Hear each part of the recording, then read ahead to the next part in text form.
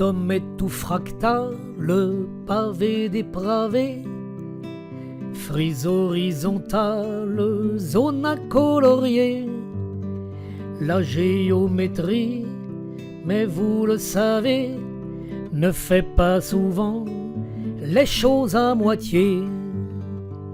Le pavage est pour moi plutôt problématique, translation, rotation et symétrie encore.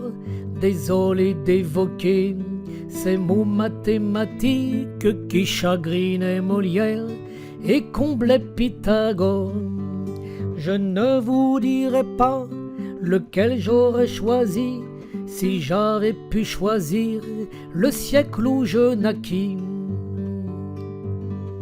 Il y a le pavage simple et sans chichi, celui que l'on aime frapper de ses pas.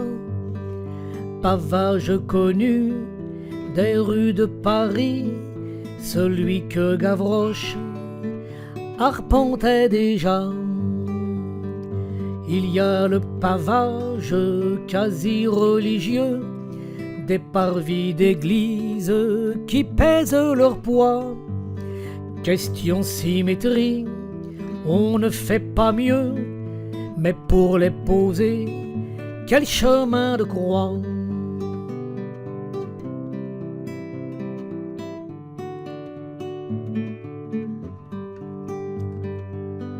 Vous ai-je parlé des pavages fous, joie des polygones de science-fiction, qui sont bien à plat, mais qui feraient tout pour jouer les caïds en 3 dimensions.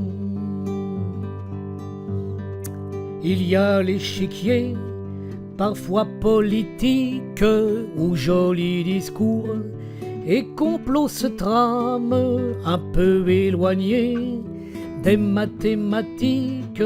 Il s'avère parfois être jeu de dames. Pavage connu des cours de Grenade, l'Alhambra est fier de les exhiber, bien plus artistique qu'une vraie grenade.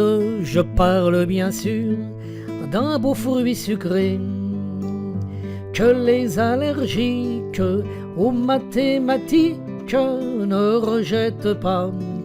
Ma belle chanson, il y a des pavés plus gastronomiques que le pavé de bœuf, le pavé de thon.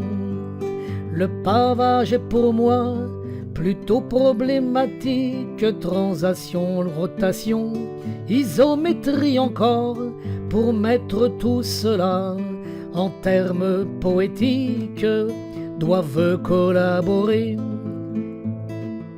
Molière et Pythagore.